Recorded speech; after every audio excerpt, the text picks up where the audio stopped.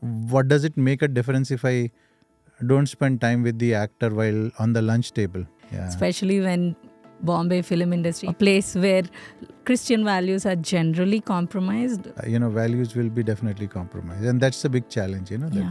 because it is so essential to live with the world and at the same time stand out in that world like a torch. I wanted to do something different. I wanted to be very creative, but I was really not getting any openings. See, discipline is one thing, and having empathy is another thing. Having empathy towards your crew, but also being disciplined towards the craft is essential. And I said, what happened? I was wanting you to be there for them. And then she gave me a very vague reply.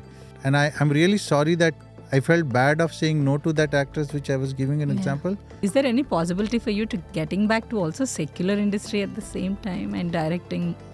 I am open. I'm open.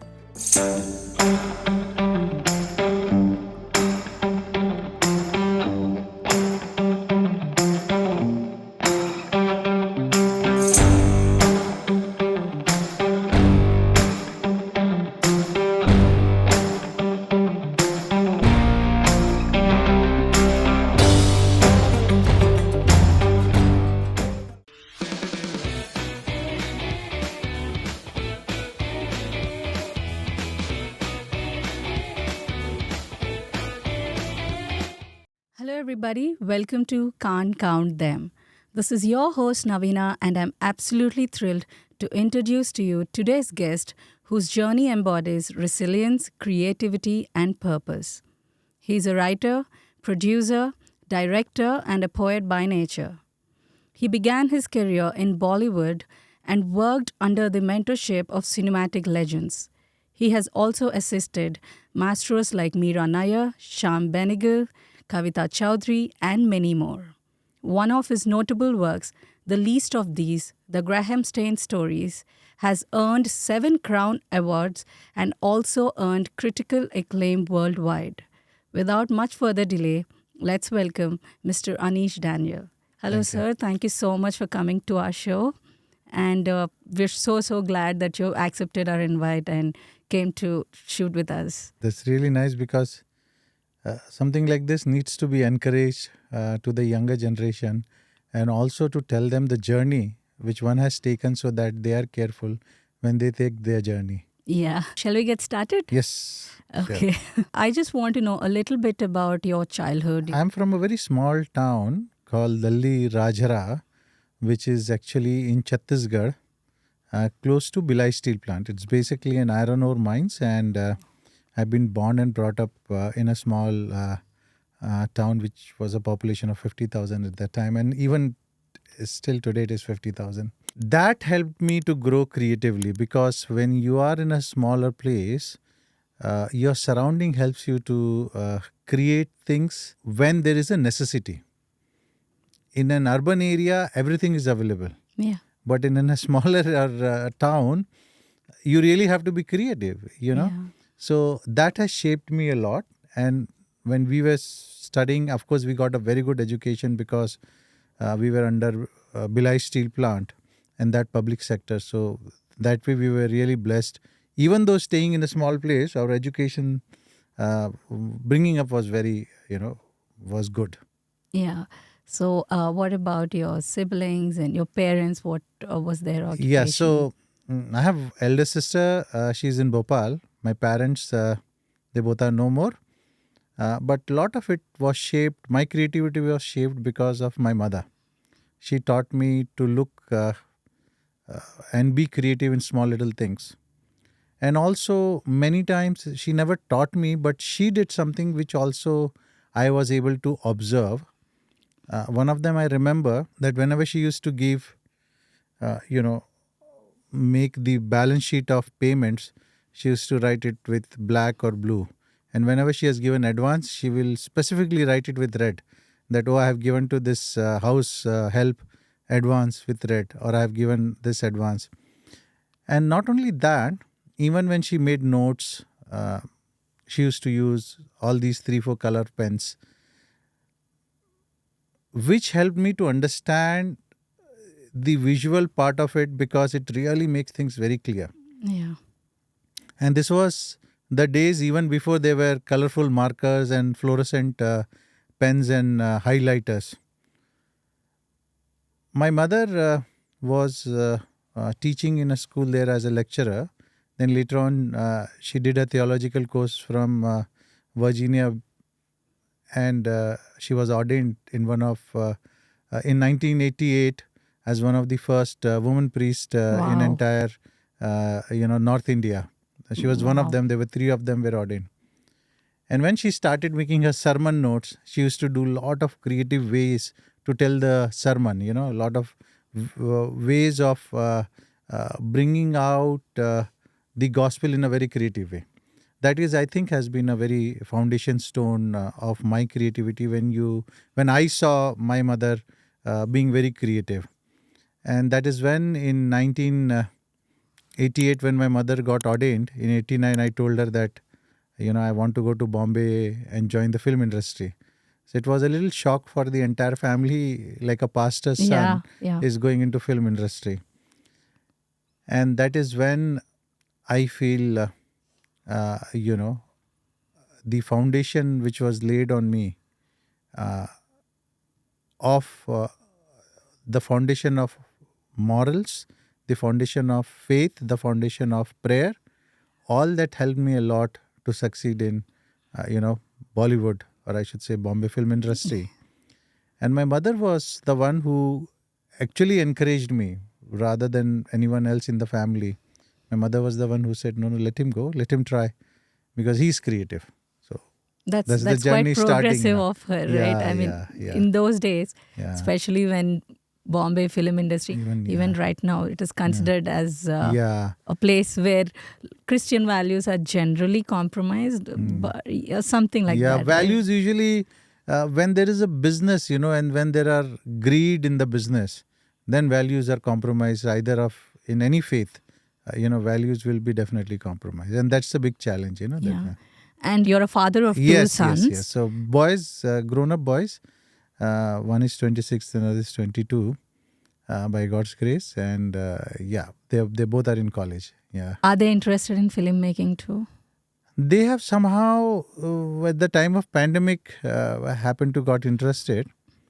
For them, it has been an easy task seeing and growing with me on the shoot and being on the set that way. But yes, they are interested. But I don't know which way they want to go in the film industry. Yeah. Would you encourage them if they want to try Bollywood? I will encourage everyone to go to this world and do things uh, to any platform where things are happening ethically, morally, as well as legally.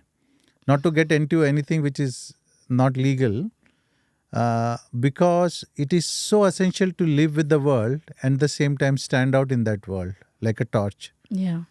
And that can happen when you give your child a very strong values in their childhood. Then only you can say, okay, I let my child go into the world and live with the world, Yeah. Your interest in the creative world has been gradual, like what you said, you've been watching your mother.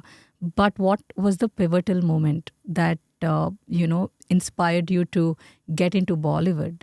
There should be some striking moment, is what I'm thinking. So one way is, in our days, there were no distractions like we have distractions these days with 2-minute shots or YouTube and videos. Neither we had OTT platforms. So it helped me to think a lot. It was not an easy decision, but I realized that from the very beginning, by God gave me some good talent. What happens is, when you are talented, it is not only you, it is also your surroundings should know and notice and say, hey, this kid is talent, we have to help him to grow. Now, if you see, there are a lot of kids who are talented, but then very few are spotted by either their family members or their parents. So one has to see in a child what the child has a talent, and then help that child to grow into that. Not necessarily the child will be, studious, studying. Not necessarily the child will be into academics, but he may be good in sports. He may be good, So it is our job as an adult to see what talent that child has and how do you help that. So coming to the point, as your question is, I wanted to do something different. I wanted to be very creative, but I was really not getting any openings. And being from a small town, we really had very limited options. But somehow I realized that I have to get into the creative world. And that's when I pursued my family, for almost 6 months, saying that let me try doing something creative. One more thing I would like to add, that I kept on praying about it. So it To get really, into Bollywood? yeah, so yeah, getting into any creative area, but yeah, I don't know, Bollywood happened to Yeah. be there, like. You started your career in Bollywood, right? And it is near to impossible to get a break in Bollywood, be it as a director, as a filmmaker, even to be an assistant or even to be a part of a movie. But you have worked with Mira Nair, who's made movies like The Namesake, which has won so many awards. So how did you even get in touch with them? And also the veterans like Shyam, Benegal, and many more for that matter. More than that, there were other 3 directors or 4 directors which shaped my career before I come to Mr. Shyam Benegal and Mira Nair. One of the director which I started was Mr. Bhimsen Khurana, who was a national award filmmaker and made films like Garonda and Duriya, very famous films in those days. I worked with him. That's where I started my career in, when I came to Bombay on 26 January 1989. I was very young. And How old were you? I was 22. Oh, wow. Yeah. And when I came to Bombay, within 7 to 8 days, I got a chance to work Mr. Bhimsen. Was it that easy to walk into, the office of somebody who is so prominent in those days? Yes, it is not easy, but it was really God's grace, really God's grace that I got a chance. Sometimes people don't get break to work with maestros, and I just happened to be there. I personally feels it is God ordained, it is ordained from divine. And there's very famous line from Kung Fu Panda which says there are no accidents. Yeah. Actually, there are no, it is all divine. That moment shapes is because of your being close to divine and also walking in the path which the divine have asked you to walk. That is when things will open for you and you will see the difference. So coming back to that, The opportunities. yeah, opportunities. Then my career was shaped basically by 3 prominent directors. Of course, I worked with many directors, but 3 of them. One was Kavita Chaudhary, late Miss Kavita Chaudhary. She is no more now. But I did a series called Udaan with her. Yeah, which was very famous. Very famous at that time, of the lady IPS officer. Yeah. And I really worked with her, and it was really a pleasure working and learning from that. She was also an actor in that. Yes, she's an actor and director. Yeah. And when I was working with her in Udaan too, I was mostly behind the camera and she used to act. So I used to learn through watching the monitor and learning, also growing as a director. Even though I was an associate director, but I was growing as a director because she, being an director and an actor, she was acting too. Another one is Mr. Bharat Rangachari, and then the third one is Mr. Jijo. I did a series called Parivartan with Mr. Bharat Rangachari, and another series with Mr. Jijo called Bible Ki Kahaniyan. They were on Doordarshan. Yes, right? yes. Yeah. Bible Ki Kahaniyan was on Doordarshan, and it really helped me to shape my creativity and learn from these big directors. It really helped me. And of course, with Mr. Shyam Benegal, I got to work in one of the projects. And after that, I was in touch with him for some time. And then also with Miss Mira Nair. And with other directors also. It helped me not only to, understand the craft from them, but also while working with them, growing as a human being. Because when I used to select a director, to be very honest, in those days, I used to see how the director is as a human being. Not only as a good craftsman or not only as a good director, but how that person is as a good human being. And when you are a sensitive human being, you can be a very, very good technician. But we see so many interviews in which they say that the director is like a devil at work, but that is the reason why good movies are on the screen right now. Some of the good movies, yeah. And also you direct cantatas. One of the feedbacks that we received is that you are also a strict director. Yeah. Yeah. So, see, discipline is one thing and having empathy is another thing. Having empathy towards your crew, but also being disciplined towards the craft is essential. Now, let me tell you this, that an example, if I can say, that if an actor is not well, you should empathize with his situation and say, please take rest and, I will shoot with you after 2 hours, you please take some rest. That is an empathy towards them. But if an actor has partied whole night and say, I forgot the lines because I was partying, then you have to be a strict disciplinaire, saying that, you have to work hard, or you have to be a strict person as a director to see that actors translate that character very well. But somebody is going through a situation, you have to empathize with them also, that way. So it is so essential for a director to be strict because he's a captain of ship, but at the same time, he has to empathize with his team members, Yeah. What are the characteristics that you look for when you're casting your actors? On what basis do you select the actors and choose the actors? There is very strong word, 2 words I talk about: commitment and responsibility. First, by default, you have to choose good actors or a good technician. Which means you'll conduct auditions, right? You conduct the audition. Even for the experienced people? Or not necessarily audition, but you have seen their past work. But somebody who is fresh, you definitely conduct an audition. But somebody you have seen their past work. But also you have to see that how responsible that person is, how much responsibility that person carries. Now, I'll give you a very classic example. I was doing an ad film, and I had a very prominent ad film actor from Bombay. And I had an actress whom I called and I said, hey, you are acting with that actor from afternoon onwards. Your scene is from afternoon onwards. So please see to it that you come for lunchtime, spend time talking to him, and then develop a little, because they were playing husband and wife in that ad film. So yes, we'll develop a little bit of a chemistry, and 2 onwards or 3 onwards, we are going to shoot with you. But then finally that actress turns up only at 2 o'clock or 2:30.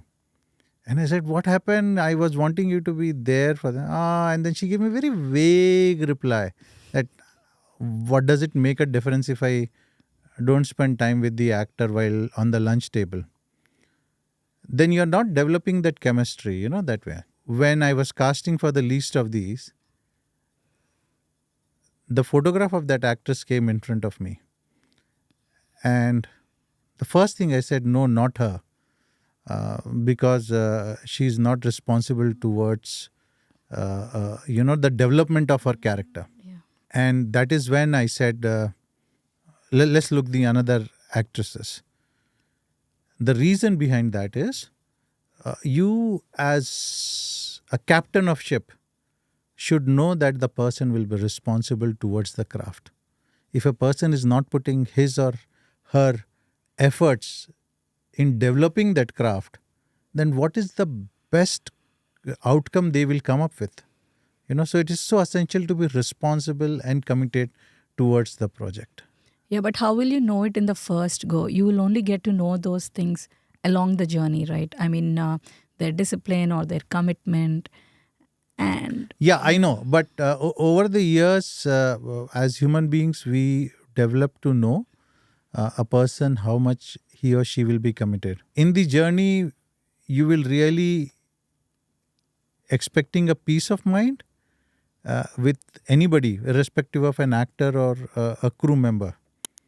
That helps you to form a decision. Sometimes, because see, what happens is, I'm talking about a very simple a metaphor. See, if you have a car and you need a part, but then part is very good, but it is not able to perform in the journey of that car, let's say, it's creating a problem, even though it is well made, come from America or another Western countries and a lot of quality checks, but it is not helping you with that given situation, then what is the point? You'll keep having problems and then you'll keep compromising on that. So that it helps when a person is responsible or not. And I'm really sorry that I felt bad of saying no to that actress, which I was giving an example. Maybe it could have been a better way of her replying to me at that time, saying that, no, I was really busy. I was really not satisfied with the reply, and made me feel that the person is not responsible. So even if you have a situation, share it openly. You call us and say that, please, I'm coming late, or this is the situation, that way. So I feel that responsibility carries a lot of plus points. Responsibility and commitment carries a lot of plus point. So you have transitioned to telling faith-based stories now, right? Is there any possibility for you to getting back to also secular industry at the same time and directing? I am open. But somehow I don't know. Being in the faith-based, there are a lot of subjects have been coming to me which are faith-based, and I have very good friends in the secular field also. And one of them saw the least of these and said, Aneesh, you should pursue this only, because this is not business. Faith-based are usually not business. Yeah. It is telling a story to motivate someone. You may do a good business or you may not do a good business, but at least you're motivating someone that way. So I'm open today to make a film like, RRR or Jawan or anything, but you will definitely see my touch into it of having values which can instigate a person's heart to do something good in life. Yeah. So you have worked in Bollywood and you've also transitioned to faith-based stories. Are there any differences between these two industries in terms of craft or in terms of the storytelling? Any differences or any similarities? Creatively, no, there is no difference. I don't see any difference creatively, except faith-based are more focused on a particular, subject of you sharing the good values to the audience. Sometimes entertainment is purely entertainment, and then they're good for the time being. People move on after that and get into another and watching another entertainment. But something like this, faith-based, usually as such of a subject, helps the audience to rethink and take a decision in their life which they have been sleeping over and saying, oh, I want to do mission work. But suddenly they see something like this. One of the audience came to me and she said, now I'm going for missions because I've been thinking about it. So now it becomes a turning point in their life. So as such, there is no difference craft-wise, yes, but there is definitely a difference of people handle things in both the industries, that way. Yeah. The main lead in the least of these is Sharman Joshi. He has worked in award-winning movies like Three Idiots. Yeah. So how did you get in touch with him and how did you convince him to get into this movie? That is also completely in contrast with the faith that he follows, right? Yeah, but it was, I can say that it is a divine help which we got, that Sharman Joshi said yes. The reason why I'm saying this, because before that we spoke to quite a few big Bollywood actors, quite big Bollywood actors, and everybody said no. Because of the script? Yeah, because the script, they loved it, but because of the subject matter, that way. But Sharman was, quite keen because he read the script on Friday. I remember sending him the script on Friday, Saturday, Sunday, Monday, and he said yes in 4 days. So that was divine, I think. And then he was so kind enough to give us 45 days as per the contract, but he worked with More us than for that. more than that, that way. It was so kind of him. And the same way Stephen Baldwin. Yeah. He came I on was board going on to his come to own. that. Yes. Yeah. Also, what was the reason for choosing him as an actor to play the role of the Graham Staines? In fact, we got in touch with the team of Mel Gibson to do that, and their team read the script, and they realized that the script they need more fleshy character for Mel Gibson actually, but that never happened because they very politely declined, which is okay. We salute their decision, and after that we have been looking for another Hollywood actors. And it all happened that Stephen Baldwin heard through somebody about the project, and he got in touch with our... Oh, wow. He heard. Yeah, he heard, and he got in touch with our executive He's a believer, producer. if I'm not wrong, right? Yes. Yeah. So he got in touch with our executive producer, and then it was my executive producer's decision, Mr. Victor Abraham, his decision to say, yes, let's take Stephen Baldwin. And I said, yes, let's take him. So they were sent from above to us, and there was definitely a piece. They both definitely walked an extra mile with the project. Yeah. So that helped us a lot. So the entire shoot of the least of these happened in India. Yes. Yeah. Were there any pauses in between, like any challenges along the way? We never faced any problem on the set, except there was one minor incident which happened when we were told to not shoot because of some permission. But we already had a permission, so it got sorted out within a day. But otherwise, we never had any challenges on the set. And it was only by God's grace that we were able to complete in 66 days without any hassles. What inspired you to choose this story? Because there are other stories as well, if I'm not wrong. Why did you choose this story? So as a filmmaker, we all have to get excited on a particular story. Unless and until there is an excitement in us, it is very difficult to come up with a very good product. When the incident happened, I never thought I will be doing it. Oh. And I thought maybe someone else who is a good director can do this. Because this was in 1999. And after a year, I sort of pursued this incident. Year after the incident. Yeah, okay. Year after the incident. I pursued this. I went to Baripada. I met Sister Gladys. Met her and gave her one of my DVDs which I did called Centurion, a telefilm at that time. Then she said, come next year. Then again I went next year back and met her. Then she said, write something and come. Next time when you come. So you went with your portfolio to her first? Yes. So when she said, third time, write something and come, I happened to meet a young writer called Andrew Matthews from Australia. And we both got connected immediately creatively. And I said, hey, Andrew, can you help me in writing? And that's when Andrew started working on it. And rather than writing a structure, he wrote the complete script in 2 years. It takes 2 years? Yeah, it takes usually 6 months to a year. But then, when you have a job, then, you keep doing it as and when you get time. But yeah, it took him 2 years, a little more than that. And then in 2004, he went and narrated the script to Sister Gladys Staines in Australia. He's from Australia, from Perth. And then he flew all the way to Queensland and narrated her. And she and Esther read the script, and next day morning they signed a contract with him. 1-page contract. So.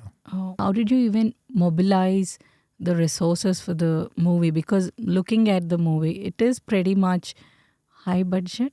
Yes. Yeah. So it's not an easy to get an investor. I'm really thankful to Skypass Entertainment and to Mr. Victor Abraham. But the idea of making the film was in 2001. Then I met Sister Gladys, and then again I met her, and then I met Andrew, and then Andrew wrote the script in 2007, actually, if I'm right. And then comes the journey to look for an investment. And then 2008, we were almost got an investor, but then the recession happened, the global recession. And everything was shut down, there was nobody to invest. And then I and Andrew decided, let's pray about it and let's start working on the script again, as much as we can fine-tune the script. So we kept on fine-tuning the script, and we were working on our own, areas. He was teaching at that time, and I was into, doing short films and corporates and advertising. And then again, 2009 onwards, we started refining the story. And then 2012, that was the turning point. I said, I need to pray hard about this.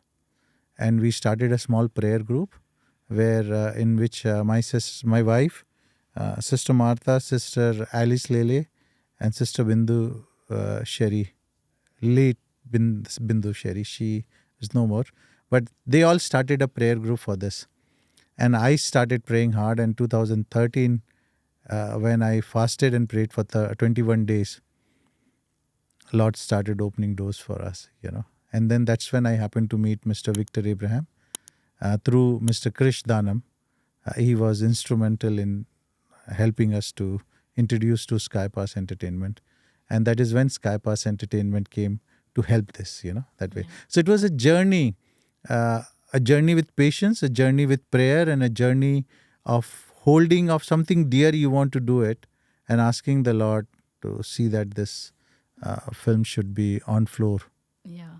Were there any team conflicts while shooting? No, the creative conflict do arises on sets, but as a director, by God's grace, I have the ability to hear everyone.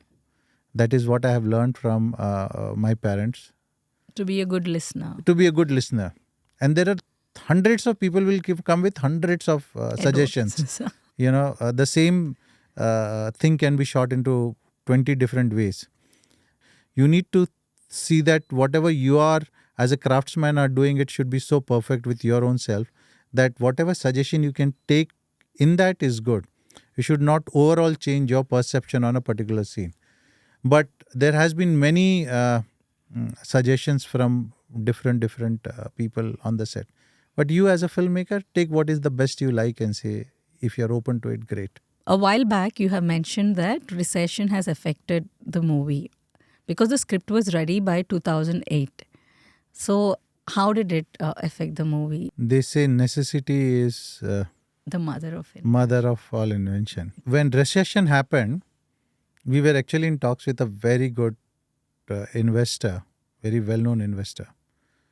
And recession happened and he stopped taking calls. And we realized that it's a tough time for everyone. And we thought, how do we convert this, situation into an opportunity? And that is when the thought came, let's work on the script more and more and more. And I and Andrew started working in 2009. I remember this was sometimes in February and March. So recession happened sometimes in December 2008. And within 2 months, we said, okay, let's start working on the, script once again. He's staying in Perth and I'm here in Hyderabad. And he's working and from 7 or 8 a.m. he has to go to the school. So he said, Aneesh, I can get up at 5 a.m. and work. And I said, I will help and support you. So to match up his time at 5 a.m. in Perth, I used to get up at 3 o'clock in India.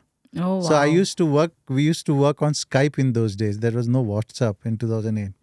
So we work on the Skype. And 2008 onwards, we started doing that video conferencing through Skype. And we worked on our script.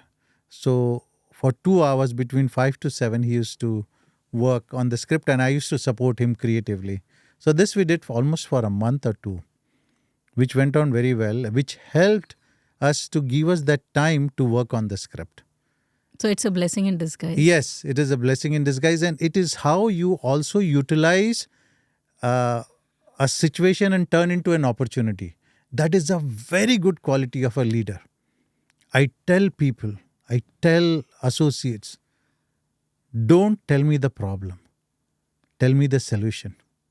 Don't discuss a problem, discuss a solution, and see the positive side of it, that how can you turn that problem into a solution, you know, and that will help you to grow more creatively. So we started working on that, and that is the time came in 2010 and 2011 where all our funds gone, family were upset saying that you have already given 10 years, think differently, get into some job doing something differently.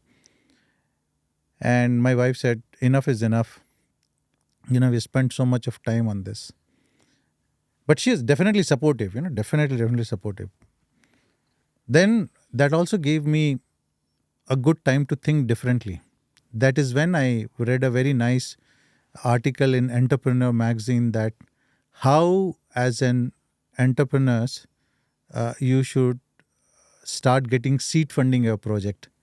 So then I started working on to get a seed funding for my project.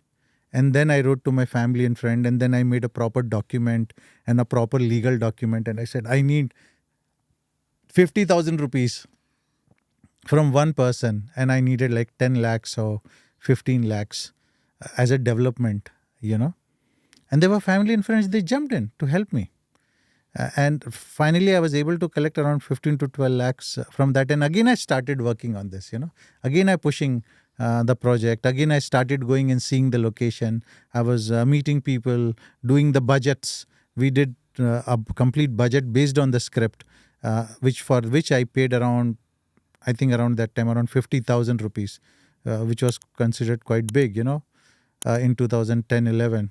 We did a lot of breakdowns with the script. So how we did that? Because we generated seed funding. How did we generate seed funding? Because we are going through tough times. So we said, okay, let's start generating seed funding. What is seed funding? Is it like crowdfunding? No, crowdfunding is different. Seed funding is different. Crowdfunding is something you give it to a project and then forget about it. It's more like a donation. But seed funding is more of an amount given to you for a particular project, which is interest-free. It's like a loan? Yeah, it's like a loan. It's an interest-free loan which your family and friends gives you, but you put it into a legal format and then you return them back the money when you get the actual big money for the project. So crowdfunding is more like a charity. Yes, crowdfunding is more like a charity.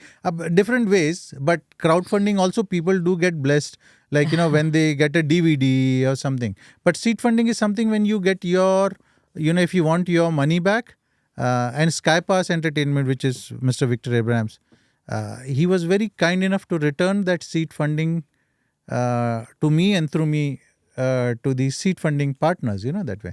So if you see in the credit, you will see seed funding partners of Shepherd Film, Then you have seed funding partners who gave me 50,000, you return them back and you give them a credit. So basically, they have helped you that. And eventually, you can also give a seed funding partners when you get in bigger profit, from whatever the amount they have given it to you. So that is a process when you don't have enough resources to think creatively and discuss the solution. Yeah. And when you start discussing the solution, you will know a lot of creative ways to overcome. So number one is seed funding, right? If you could also tell me a step-by-step procedure, so that the audience and the viewers will also know how to approach seed funding. The process of seed funding should come on a little later stage of your development of a project, because you cannot wake up and dream and say, oh, I want to do this project, so I need seed funding. Yeah. No, at least you start your A, B, C, D, E, F, G, and once you are in the middle of your journey of your process, like our script was ready. So it was very easy for the seed funding partners to know that, oh, script is ready. They've already worked hard. So when you do a seed funding, you basically go to your family and friends, because that family and friends should give you some financial help or some other help, technically to help you to stand up to take the project to an investor. So if you are not able to gather finances, you can gather resources from your seed funding partners. Not necessarily it has to be a financial help. It can be resources also. You can get it from your seed funding partners. Like say for example, you want to make a promo film, and somebody is ready to give you 50,000 rupees to make a promo film, but you're not getting that money. So you probably can approach a studio and say, hey, I'm wanting to do a promo film. Can you help me? Help me with your equipments, help me with, So the resources they have, related to your project, that will help, Somebody is having a travel agency, for example, and says, hey, I want to do this. And can you help me with a cheaper ticket? So somehow you're able to save on that. Somebody can guide you through. Somebody can even connect you to a seed funding partner, that way. So there are different ways of doing it, but you need to grow and constantly work on your project. That way only you will grow to next level. You have to take helps from people, family, and you have to do everything so ethically that if you don't do anything ethically, it will not be fruitful. You have to do everything ethically, and legally. If it is somebody in my friend circle and they want to be part of the seed funding, so should we still have a legal document signed? You should do that. Those are things by default. Okay. Because you need to save yourself also for any future litigations and all that. You need to be very, very wise. But you need to utilize the funds ethically for that reason. So when you're taking a seed funding, you have to be very careful, because there is a big chance of that with that funds coming to you, and you might say, oh, let me buy an iPhone. So seed funding is a documented process? Yes, it's a documented process. I mean, where the income is coming from, going again, do you have to give them the balance sheet or something? Do you have to give back to your seed funding partners a little bit of insight into where their money went? Yes, you can. It is good to tell them, where you are. You need to send them a prayer letters. You need to keep them updating. Where is that funds coming? Where is that fund going? That way you keep them updated. But it is not an obligation. Yeah, but it's not an obligation, but it depends upon your relationship with the seed funding partner, because it helps you to be staying in the path of your dream. The moment you digress from the path of your dream, you will not able to reach the dream. Your goal has to be reaching to that dream, that way. Yeah. So that is very essential. The seed funding was just not develop the project on script level, but we made a promo film. It is promo film, right? Yeah, we made a promo film. Promo film is like a synopsis? No, promo film is like a, sort of an... trailer? Trailer, yeah. It's sort of a trailer in the early times. So even before making the movie, that is? Yeah, even before making the movie, so that you can attract an investor. Okay. And then we had a website created, so that also costed us to create a website and have the promo film in that. Okay, to start off, you need some capital for sure. You definitely need some capital for sure. You can use your own capital, but then through the journey, when you realize that, no, I need to move on to get a seed funding, you can go for a seed funding too. Yeah. How did you approach the actors? So to approach any actors, you need to have an investor. The moment you have an investor, it is very easy to approach any actor. So should the investor be from the film industry? Because end of the day, the investor should also have contacts, right? No, I feel the investor is the one who is investing the money. And when you have the money... So purely money? Yeah, purely funds. You can tell an actor, boss, I have an investor. He's so-and-so. Make them meet. This is the story. Will you be interested to do a project like this? So does that mean actors come on board based on money only? Because I mean... Sorry, go ahead. Yeah, sorry. Yeah, so the investors bring in money. So if you have the investors, it's easy to approach the actors. Right? Is that... Yes. So I'll give a very classic example of someone getting me from US, and that person said, Aneesh, would you like to direct a project? I have already an actor. And I said, sure. You have an actor? She said, yeah, I have an actor whom we have paid $30,000, Wow. to give his name. And we are thinking if you can direct the project, it'll be great for us. And I said, great. And I said, what about the script? She said, we are writing the script. So what happened? For 2 years, they wrote the script. And after that, the actor said, my 2 years of you using my name to get an investor, I'm done.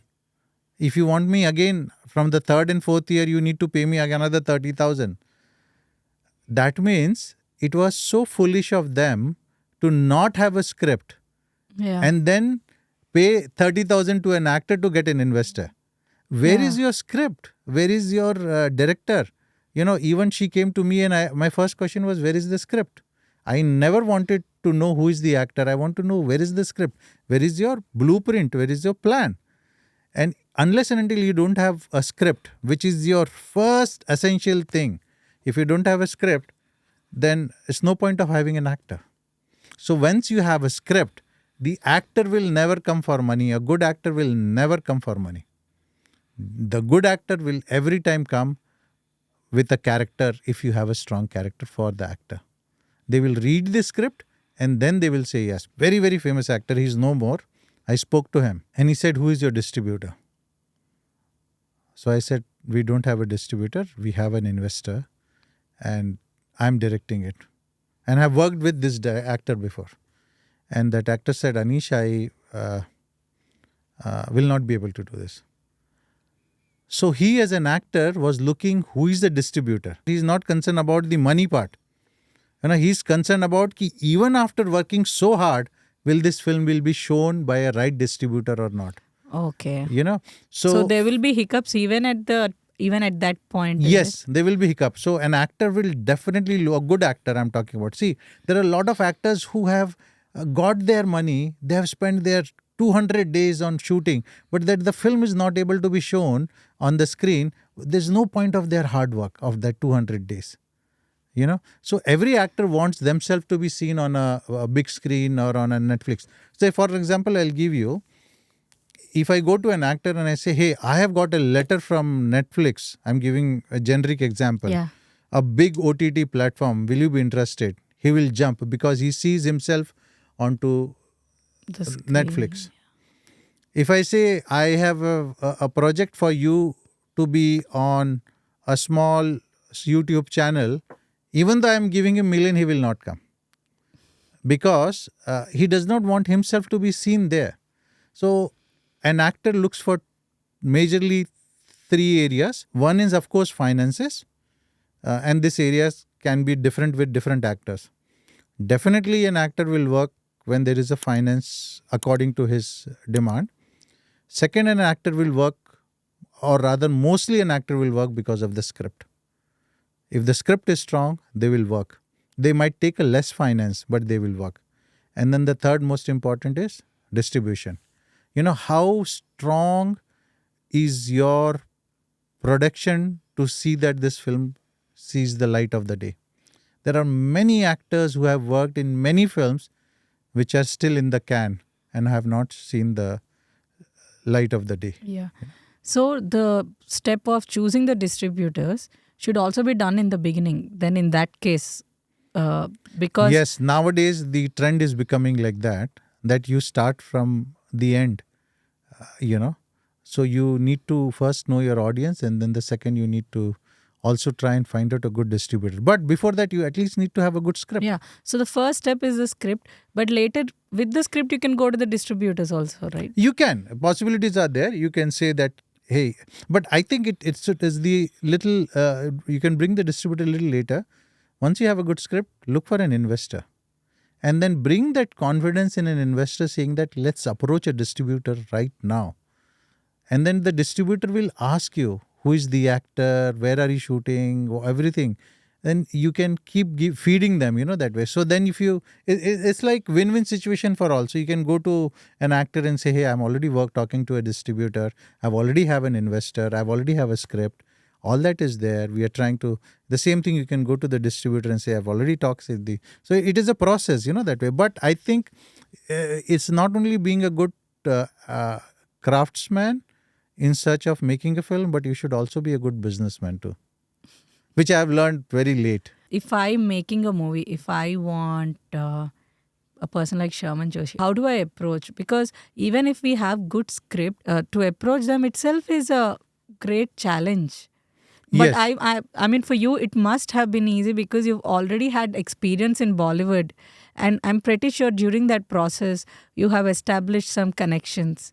But if a person like me who has no connection with anybody in the film industry, but I have this zeal to turn my script into a movie, so how do I go about that in terms of So choosing my actors? first suggestion to the youngsters will be that don't jump into making filmmaking immediately unless and until you have worked in couple of films.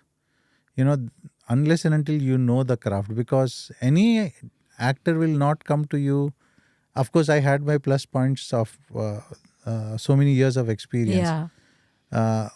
But any actor would like to know who is the director, because they will definitely ask who is the director, who is the producer, who is the distributor. So work hard, slog yourself in the film industry, work with them, and then that will help you to understand the craft very well. And later on, you can go to any actors, even not necessarily that needs to be the norm, but it can be other way around. If you have a good script and you're able to convince a good actor, he or she will definitely jump in, that way. Yeah. Any actor primarily looks for a good script. So you were saying that you need to slog, right? A while ago, you used the word slog and hard work. But there is also this debate of doing hard work and smart work. There are people who say it's not hard work, you should also do smart work. But how does it work in the film industry? So, smart work is when you work on a script. Hard work is when you translate it into, film. And in between the processes, you have to slog. You have to very intelligently plan out things so that your slogging becomes less and less, and you can grow in what you want to do. But definitely there is hard work. Definitely there is hard work. And hard work is getting up at 5 a.m. at times. And hard work is being on time to meet people. Hard work is even, connecting with people and waiting for them to meet them. Also, hard work is on the set, because on the set, you have to do hard work. When you are with a crew of 200 people, you really have to work hard towards your goal. So there is no substitute for hard work. Slogging can become less, but hard work is definitely there. If you are not well planned, I'm saying it again, if you are not well planned, you will slog. You can reduce your slogging by being well planned before you start the journey. It's very evident that filmmaking has a lot of steps involved, right? So from script writing to choosing the distributors, choosing actors, choosing supporting actors, choosing the destination, the location, like so many steps involved. So for you, which was the toughest part in the filmmaking? So Mr. Alfred Hitchcock, the famous filmmaker, said once, there are 3 formulas of a success of a film. And those 3 formulas are script, script, and script. So my toughest part was to understand a script and write a script. But you also write dialogues. Yeah, but see, script writing is not just writing, but also script writing is conceiving an idea and narrating that idea, or narrating a scene with the screenplay writer. So script writing involves dialogues. Yeah, right? dialogues.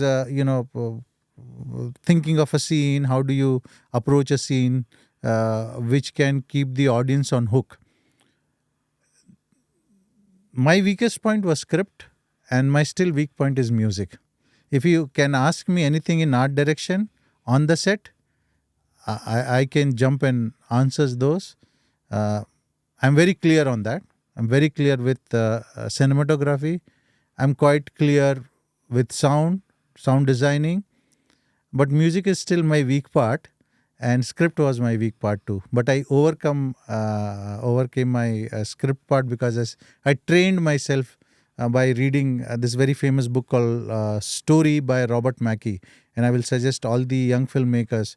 And I must have gifted this book to at least 15 people till now. Wow.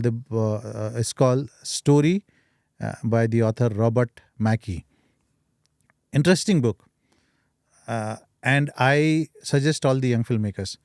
Point what I'm trying to say is, whenever you have your own weaknesses, try and overcome out those weaknesses. And it will help you to shape your destiny. Yeah. Would you be interested in directing a movie if one of the person who is viewing this episode approaches you? So after the list of these, there are a lot of them, they came to me with their scripts. The biggest challenge is to get an investor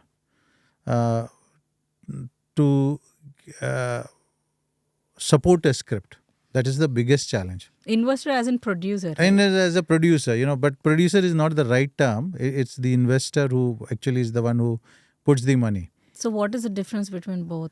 So in the Indian terms context, producer is the one who puts the money. Yeah. But actually the Western context, the producer is the one who is doing all the hard work of assembling a unit, a crew, like logistics. Logistics, like in a very simple metaphor, I'm talking about an architect is a director and a builder is a producer. So a builder is basically, when he's building the whole thing, architect will not call laborers and things. It is the job of the builder who will see to it that the building is constructed. The architect is the one who will design, who will look into the creative part of it. That is what the directors do. Sometimes both architect and builders are the same way director and the producer are the same. But then for constructing a building, it is also, there are a lot of investors who come there to put that, that way. And of course, they get a credit also as a producer or an executive producer. Having said that, there are a lot of stories. Everybody has written a lot of scripts. They've got in touch with me. Okay. And I have guided them. Okay. I cannot look for a producer for them, but I guide them that how you need to make your craft so beautiful that investor will never say no. In terms of script. In the terms of script, there is someone who got in touch with me from North India, and a senior person, she wanted to work on a feature film on David, So big production work, lot of cost and all that. And I said, it is so difficult to get an investor with that big budget. Start writing something smaller. Like short films. Yeah, not necessarily short film. If you want to do a feature film, start writing something smaller. But then learn the craft before you actually write something. So my suggestion is to young writers, just don't write and say that I want to make a film because this is very interesting. Where will we get the support? Where will we get the funds? That is the most important thing. And to get a good investor or a fund, your script has to be so good. You need to learn the craft first. Yeah. From the beginning of the interview, your emphasis on script has been very evident. Do you think any formal training is required to become a filmmaker? Long back when I was in Bombay, and those days it was called Bombay, so I'm calling it Bombay. Yeah. When I was in Bombay, long back, I realized that a musician does a riyaz in the morning because he's a musician. He plays an instrument. Okay. Or a singer does a riyaz. We as a filmmaker, what do we do? What kind of riyaz do we do? And it is so essential for any filmmaker who wants to become a filmmaker, needs to understand the craft very well. And that means you need to be either on the set and work among good filmmakers, or go to a film school and study. But even if you are going to a good film school and studying filmmaking, you need to and you should work under good filmmakers to come up with a good project. I have seen all the young bloods who come back from film school and say, hey, I want to make a film. It is much better that you trained yourself, till a certain age and sharpen your craft. That will help you to become a good filmmaker. Now, there's this very famous industrialist of Alibaba from China. He said something very interesting in one of the shots I saw. That you need to train under someone till the age of 30. Then after the age of 30, you work what you want to do, and 30 to 40. And then 40 to 50, you do something which you are in good at it, And 50 onwards, age onwards, you start teaching people. So basically what I'm trying to say is in the age of 20 to 30, please don't jump to do your own filmmaking, but learn under somebody. Even if you have come from a big institute like Pune Film Institute or from some other film institute. Is it the best institute in India? Pune Film Institute is definitely the best. FTI is one of the best. Okay. And National School of Drama is very best for the actors in Delhi. So even if you are from the best and the best of the institute, please work under someone and understand the logistic part of it, handling things. There are a lot of youngsters who get in touch with me, and I never teach them filmmaking. I teach them how to survive in the film industry. That institute will never teach you. So you need to work with people. When you were directing Least of These and now the film has released and won so many awards, but in your perspective, were you satisfied with the way the movie turned out? It was beyond our expectation for the way it turned out. I mean, in terms of the reception from the audience, or of the way it has turned out, it was beyond our expectation because it really turned out very well by God's grace. I feel it is a divine blessing in the project because I can see there are many areas in the film which was not in our control, but that turned out to be very, very good for the project. Let's say for an example, I remember when we did the casting of Sharman Joshi, and when he came on the set in those initial days, he was not that muscular.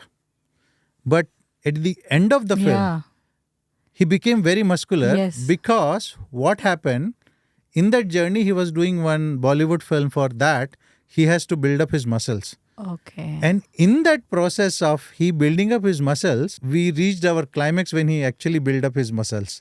So when we were shooting the end part of our film, he was really muscular. So he was looking strong in front of the antagonist. And when he was talking to him, there is a scene when he confronts him and all his veins are seen. And I was just wondering, where did this come from in last 6 months? But it was looking extremely nice. Yeah, it was looking very good. So there was not in our control, but it was divine. And I thank God for God's timing for it. And I say it's Lord's timing. Because in that process, so it was only giving one example. But there has been many examples which I can say that things turned because of not our, wisdom, but because of God's hand on it that way. So that is when the film, when it completed, was beyond our expectation. Oh, it looks so good. It looks so different. And so, how did you do? So people ask me, how did you do? I said, I don't know. It was God's grace. And I keep saying it was only by God's grace. That grace which we had, and that is where wo bolte na, "Idi khuda meherban to gada pehlwan." Even a zero is a hero. Yeah, zero is zero in God's eyes, that way. So yes, we were all donkeys when we started working it, that way. And then we became horses because we had that divine intervention. But you did have the skill. Yes, but then we humbled ourselves so much that Lord really blessed us in that process. We kept on praying. I was really on my knees before every shoot, that way. So it really helped us because there is something which is beyond our control. something is beyond our control, that way. But God puts it in such a way that you will only imagine when you see the, results out of it. You will never understand the process. And you will say, oh, how we were able to do it. It was because God's hand into it. It is quite evident that you're also very spiritual. Were you born in a Christian family? Yes. Yeah. Were you always prayerful since your childhood? What is the story behind your salvation? So, I can say my mother used to tell me, read Psalm and read in our childhood, as every parents they tell you. So I started being an as usual kid, a hyperactive kid in my childhood. And teenage years? Yeah, teenage also. I was very good by God's grace in every area. I won around 11 awards in my school except studies. Elocution, recitation, bayonet fighting, NCC, firing, drama, model making. Likewise, I won in 9th class 11 awards except studies. I was not that spiritual, but when I came to Bombay, I was on my own, and that is when I said, Lord, I need your help. And I started reading Proverbs. So my mother, which she used to pursue me in my, school days, keep reading, read, pray. That never happened in a consistent way, but it happened when I was on my own in the bad world of filmmaking. And I said, Lord, I need your help. And that's when I started reading Proverbs. And Proverbs gave me so much of strength, comfort and strength. And more than that, it is a book of wisdom. So I suggest all the youths, there is nothing religion part of it. It is all, Proverbs is nothing but it is quotes and it is wisdom. It teaches you. So you need to be wise. Wherever you are, in whichever field you are, irrespective of filmmaking or a business world or a corporate world, you need to be wise. And Proverbs is so good that I used to read one chapter a day and for 31 days and then I repeated it again. 31 chapters are there. It really helps you to grow as a human being, That helped me to shape my spirituality. Yeah. But around that time, someone also gave me this Our Daily Bread. Auntie Vasanta from our Bombay church. And that I started reading. So till now, in 35 years, I have been reading Our Daily Bread every day. So you should have your devotion with the Lord every morning before you start anything. So how do you balance artistic vision with limited budget? Yeah. So there is this very famous triangle which people keep talking in the management classes. Yeah. The time, quality and money. So if you have less money and you need a qualitative project, you need to have more time. But if you have less time and you need a qualitative project, then you need more money. In short, I would like to say that when you have less budget, you should try and bargain for more time with your own self to see that whatever you are doing, you work hard in those times and improvise yourself creatively. So let's say, for an example, you have a script, but you don't have money. So don't just wait there for the money, but start improvising yourself on things which you can do things very creatively when you get the money. And also, keep doing things. When you have less money, bring people around who are with your vision, who are, falling in place with your vision. That is when you will ask everyone to walk an extra mile. So basically, you need to work hard. Even though if you have less funds, you have to work hard towards your vision. Yeah. How can you maintain authenticity while making films? Be on your knees and ask the Lord to help you with the authenticity, because there are a lot of chances of you compromising on certain things on the shoot. Compromising in the sense, you might have to shoot a particular scene in a hurry. You might have to shoot a particular section because that actors had turned late. That way. So pray for your project in a way that God will help you to have put everything in a proper place. How has your personal faith influenced filmmaking? Not just in terms of telling faith-based stories, but in terms of your creative process, or in terms of dealing with people, or in terms of other steps involved in filmmaking, right? Like, has your personal faith inspired your creative process, and if yes, how? Yes, it definitely helps because you do things ethically. The moment you do things unethically, Yeah. things will go haywire. And why I'm saying this, that when you deal things ethically and say, no, this is what we want to do it, we don't want to cut corners, but at the same time, we want to do things ethically. So that is when your faith stands strongly to do things ethically and also be empathetic towards your crew. They are helping you out for your dream. It is your dream who wants to make that film, but these people are helping out. So you need to be having an empathy with them. If somebody is facing a problem, help those people. Listen to them. You don't need to be saying that no, because you're late. What is the problem of that person being late? Say, for example, I'm just giving an example.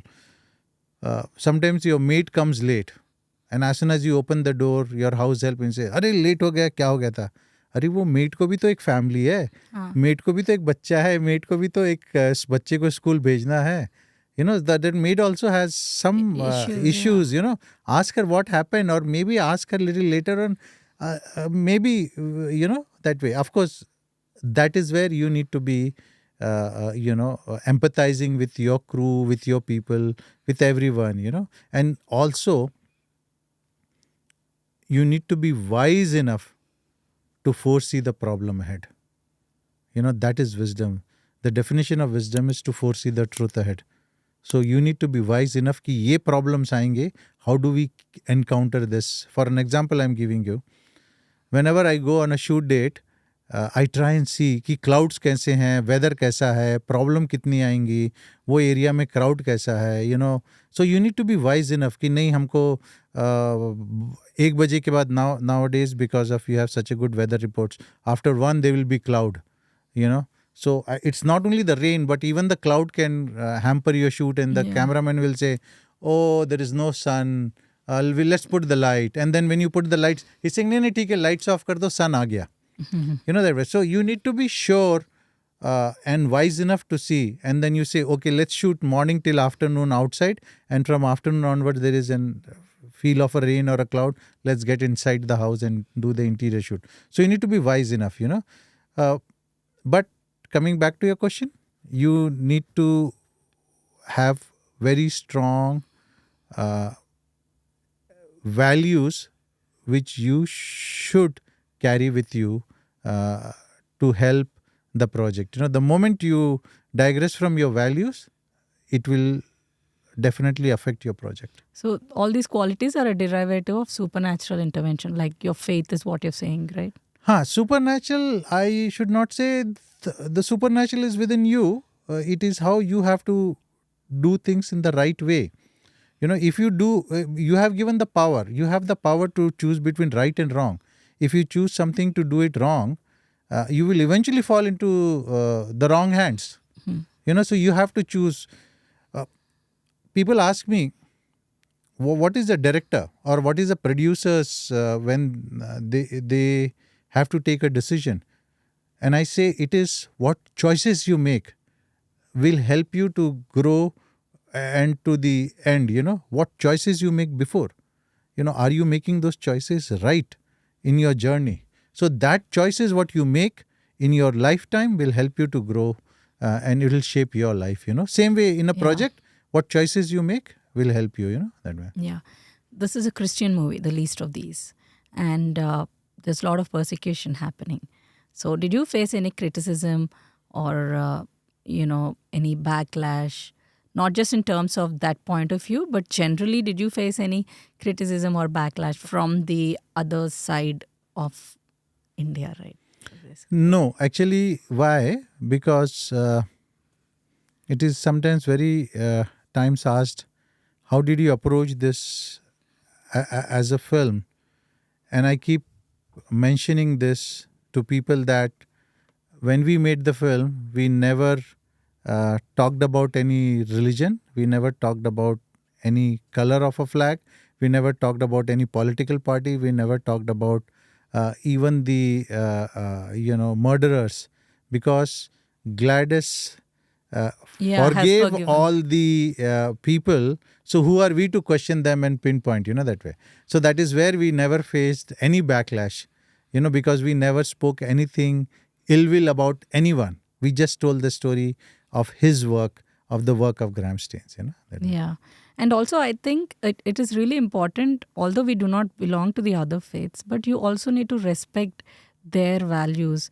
In these days, a lot of people, in terms of elevating their faith, are also talking very ill about the other faiths. I think visual itself is very strong enough to talk about without being Yeah. preachy, that way. Yeah. So any visual, you work on it, you need to, that's what I'm saying. The choices you make will make a difference.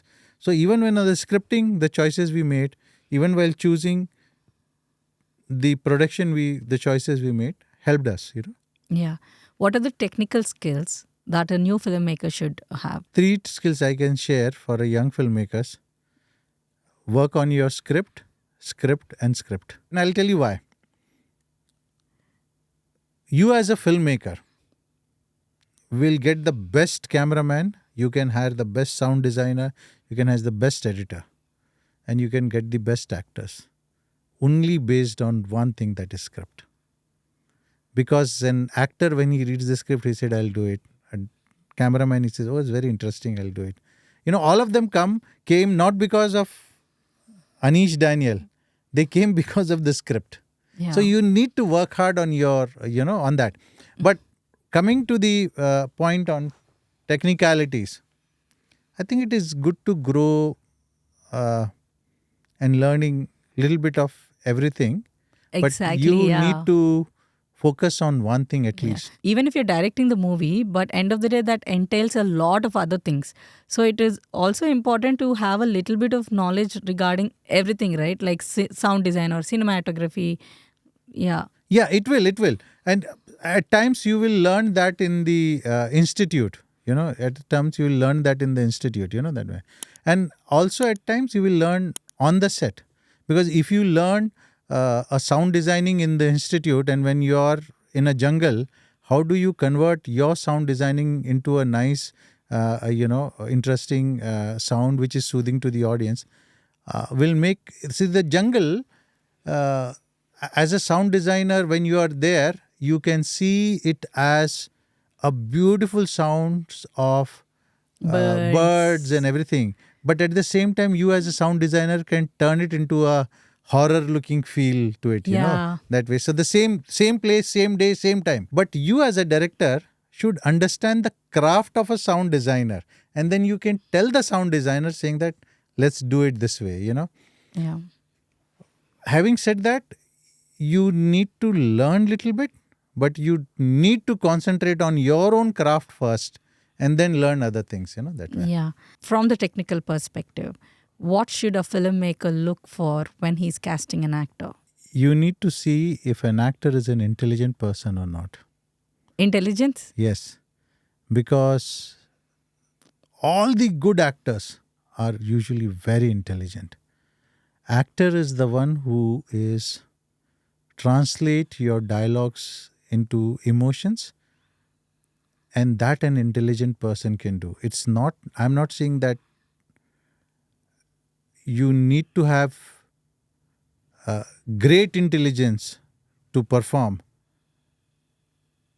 but when you perform, you need to have that intelligence, how to Get into the character. get into the character.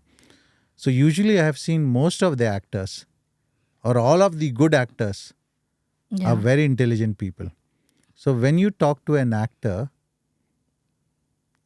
you want to see whether that person as an actor is an intelligent person or not.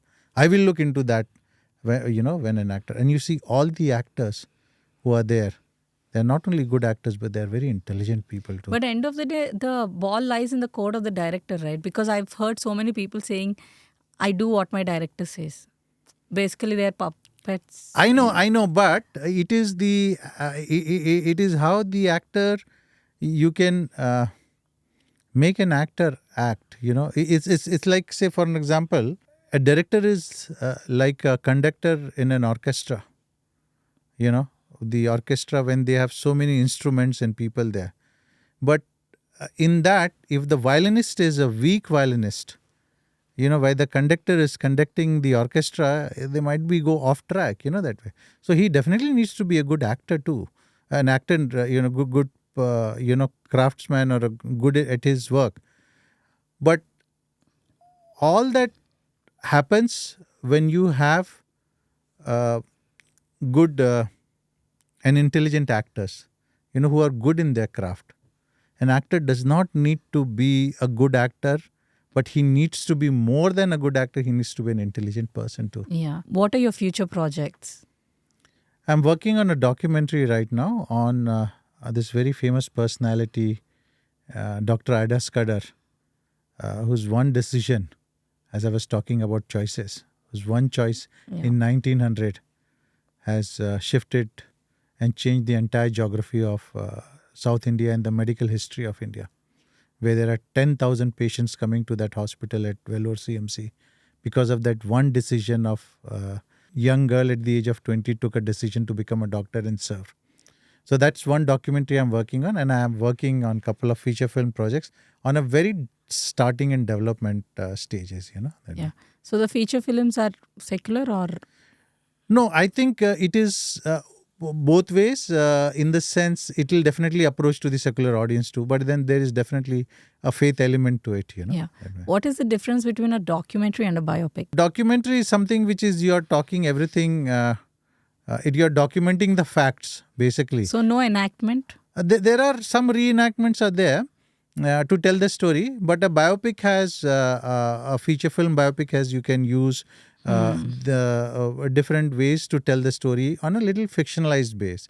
Create a little bit of a drama. Creative liberty. Yeah, you can take a creative liberty. Yeah. What do you think is the most critical element in making a faith-based film, but also resonating with the audience? I think you need to understand the audience first, and based on the need of the audience, you need to come up with a script. Because it's a faith-based film. Don't you think one should proclaim their faith? Because like you said, in the least of this, you didn't make it look like the faith was evident. It was more about the person. Don't you think it is also wrong to be a little bit diplomatic while making faith-based films? No, I think you should not be diplomatic, because you should be strong enough in telling the story with the way you want to tell the story, but you need to be at least tell the story in a way that people can go back and think about it. When that a visual makes it so powerful that people think about it for 2 or 3 days. That's what happened with least of these. There are many of them, they said, we could not sleep for 2-3 days and we were thinking about it. We were living with that subject. So that is where it kindles your hearts and says, hey, let me do this because that character did something like this. Let me take care of, a mission work, or let me do something which is more, I can be helpful to the community. So my point is that you need to make a film which actually touch the heart of the people without being too preachy about your faith. So can you involve creative liberty in it? You can take a creative liberty. One can take a creative liberty, yeah. What is the most rewarding part of making movies? Is it the awards? Awards definitely helps. You feel good about it. But the most rewarding part is the audience. When the audience watch it, it is the most rewarding. Not even the collections? No, not even the collections. See, when you make a film, you basically make with so much of passion till the time you have made the film. After your film is made, then it becomes a business. Yeah. You know that? But once your film, I think I feel so happy, and that depends person to person. But I made that film with a lot of passion, that way. So that when it helps people to watch it, when your audience come back to you and say, hey, we loved it. And not only that, there is a talk of the town about the film. That makes very strong, for any filmmaker. Yeah. And of course, when you get, good returns back, that is icing on the cake, Yeah. Yeah. Have you faced any challenges securing funds? So, no, I patiently waited for the funds to come, and I was on my knees. I think that is where it makes a lot of difference when we talk about spirituality. You really need to have patience, perseverance, and Yeah. persistence to make a feature Yeah. film. How do you see the future of the faith-based films? Do you think they can compete with the mainstream movies? I think they can, because people can't sit and watch films with family nowadays because of some adult content into it Yeah. or some violence into it. You know, so that is where these faith-based films helps, because they are without F languages. They are without F word, because nowadays you open up the OTT and most of them are having Yeah. very adult scene, and F languages No are there. censor. Yeah. So it is so difficult. So that is a good time for faith-based to come up and for people to go back to the theater. That is what happening in US faith-based film, because it's a now 8 to 10 to 12 billion dollar industry now, faith-based. In last 10-15 years, it has turned from one film to $12 billion Wow. films industry, only because people are ready to go and watch faith-based films with the family, that way. Otherwise, sometimes it is so much of problems when it's very difficult for a family to watch, sit together, that way. Yeah. Do you think these OTT platforms have diminished the value of theaters? Things have changed, evolved since there were theaters, and after theater came, the black and white film, and then the color film, and then there was a television. So this is definitely a process, but in that process, we have to be choosing the right thing, not only for our family, for our kids, but we Yeah. have to be honest enough in, seeing that helps us to grow, uh, with morals and values, that way. Have this OTT platform has diminished? I think theater will come back. People will go back to theaters. They're still going back to theaters. Yeah. That time will come when people will go back to theaters, because going theater is not just going to watch a film, but it's also a family outing, sitting Yeah. together and watching Yeah. and being together, Yeah. under one roof, that Yeah. way. Yeah. You also direct cantatas, which are like Broadway shows only, right? Like Yeah. which are like theater Yeah. plays. Yeah. Do you enjoy doing it? Do you enjoy that or filmmaking more? No, filmmaking definitely is a long-term thing. Is not the thing, but dramas and cantatas also gives you a great satisfaction, because you are directly interacting with the audience. That's why people love theater, because after the theater is over, everybody claps and meet you and talk to you. That way. Whereas in film, it is already in the theater and you hardly get to interact with the Yeah. audience. That way. That's a different journey Yeah. altogether. But yes, drama, cantatas, Broadways. I've never done a Broadway, but they are all when you interact with the audience directly. That. Yeah, yeah. But the theater artists generally, they do it live, and unlike filmmaking, there are no retakes, right? Yes, yes, yes. It is tough compared to filmmaking. It is. It is. You have to work hard. Theaters usually is so much of practice, so much of hard work, so much of memorizing the lines. You have to, for 3 hours or 2 hours, you have to memorize the lines. It's not easy. You have to keep practicing. You have to work hard on that craft. That Yeah. way. So theater is definitely quite tough, but then equally soothing and pleasing for any theater person. Yeah, That way. yeah. Do you think faith-based films can bridge the cultural divide? It will definitely help the society, help the culture. It'll bridge cultural It divide. will bridge definitely, because everything in a faith-based film is in every faith. Don't tell a lie is in every faith. People will understand it when they see something which touches their morals, which touches their heart. But faith-based film should not be preachy. If it is not preachy, then people will love to watch it. irrespective of if it is from any other faith. The moment it is preachy, then people say, oh, it's something I don't want to, watch this. Yeah. But the moment it is a very good storytelling without being too preachy into it, then people will love it, because it's not entering into their personal zone, with the preachiness. But So, there are so many movies that are instigating negative feelings towards other faiths, right? So that's the reason I asked these questions. we should not do anything disturbs the another community and another faith. Like say for an example, you are wearing black. Oh, why are you wearing black? Because this black refers to this and that. Rather than I can say, hey, I'm wearing blue, and the reason of this blue and white is this, because it has helped me so much. So rather than me pinpointing on your color of it, if I am saying this is what is good, then it is good. I'm talking about because this is what I believe into it, that way. Rather than I'm saying, oh, why are you wearing this? Because this color belongs to this and that, Okay. So point is you're pinpointing at someone else rather than you are talking of what you should be talking, which helps you to choose the best thing in life. Yeah. If I say, oh, in this summer you are wearing a coat, why are you wearing a coat in this summer? I can better say, in this summer I am wearing this because it is helping me to not sweat and have a cotton one, because it helps me. And then you will say, oh yeah, really, it's the summertime, I should not wear a coat. Yeah. So basically, that's a metaphor I'm giving you, but basically it is something you should not pinpoint on anyone else by saying you are wrong at it on any faith, because every faith, for every faith person, is very dear to them.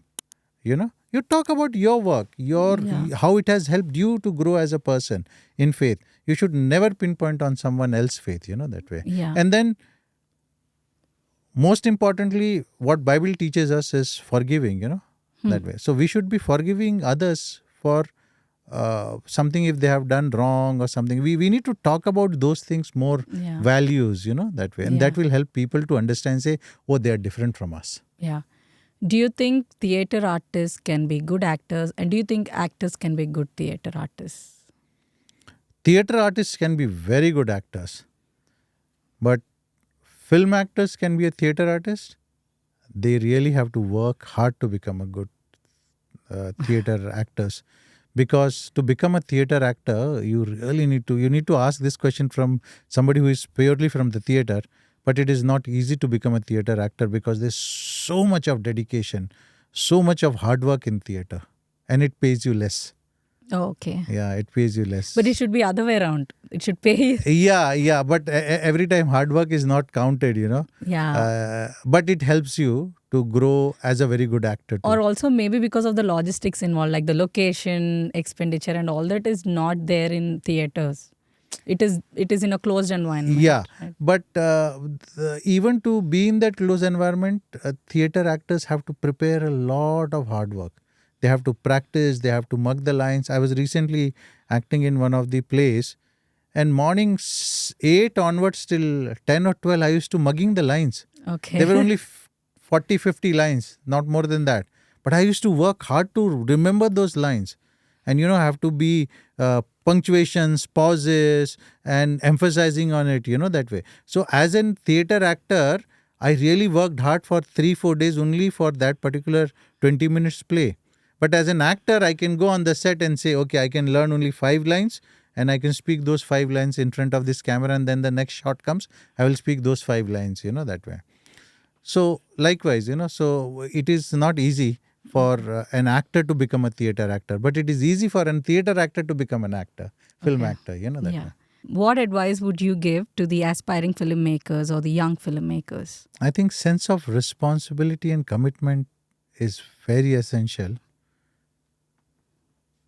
You being responsible towards the people you are working with, and you being committed to your own self to become a filmmaker. And I'll end up with this 2 very interesting incident.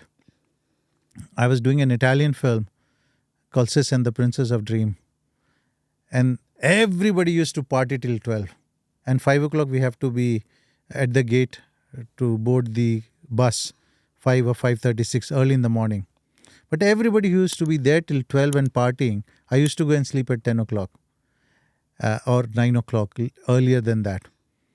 And the reason why I used to do that, because I need to be fresh at 4 a.m. or 5 a.m. when I'm ready.